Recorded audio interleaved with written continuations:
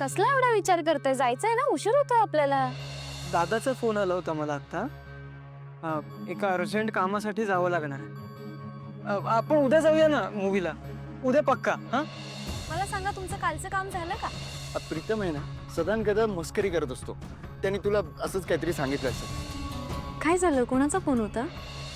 क्लायंटचा phone होता. थोडं कामासंदर्भात बोललो.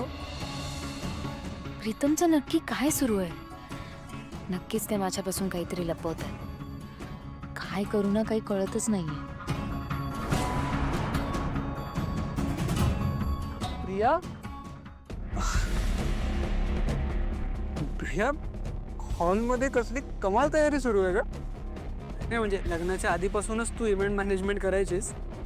खरं सांगू तुला, तुझं ना करिअर होतं इव्हेंट मॅनेजमेंटमध्ये. माझं सोडून द्या हो. तुमचं सांगा, काय सुरू आहे तुमचं? माझं कुठं काहीच नाही. खरं सांगा प्रीतम, तुम्ही माझ्यापासून काही लपवताय का?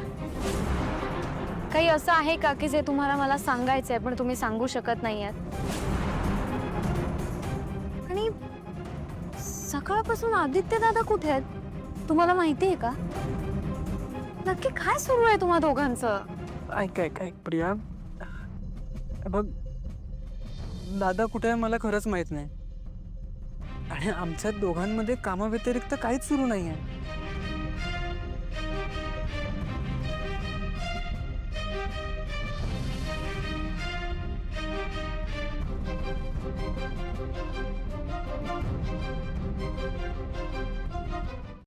आईने मला खरं सांग, तुला खूप उत्सुकता आहे ना की उद्या सकाळी पहिला वेश तुला कोण करेल?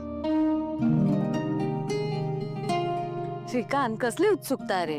दरवर्षी वाढदिवस येतो आणि जातो आणि आपण काही लहान होत का आता? पण मला एक गोष्ट माहितीये, काहीही झालं तरी आदित्यच मला पहिलं विश करणार. अरे हा विसरलोच होतो मी. आदित्यची प्रथा आहे नाही का, उद्या सकाळी तू डोळे उघडायच्या आधी तो आपल्या खोलीत हजर असणार. बघच. मला तर असं वाटतं की प्रत्येक वाढदिवसाला आपला नव्याने जन्म होतो. एका अर्थी खरंय तुझं प्रिया. म्हणजे आपल्या वाढदिवसाच्या दिवशी आपल्याला नवीन गोष्टी करण्याची नवीन ऊर्जा मिळते. अगं, पण प्रीतम कुठे आहे? प्रीतम आज लवकरच झोपलेत. कदाचित त्यांना तुम्हाला अर्ध्या रात्रीच उठून विश करायचं असेल. या म्हणजे मी बाजूलाच राहिलो की आपल्या मुलांमध्ये चढावर चालली आहे तुला पहिलं विश कोण करणार याची.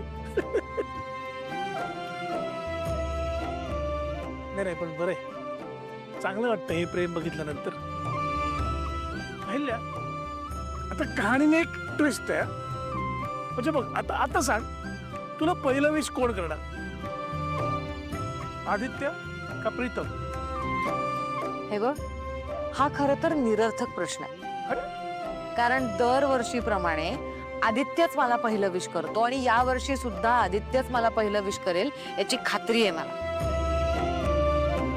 मॅडम, आदित्य बाबा तुमचा वाढदिवस कधीच चुकवणार नाही. हो, पण आदित्य आला कसा नाही अजून ऑफिस मधनं?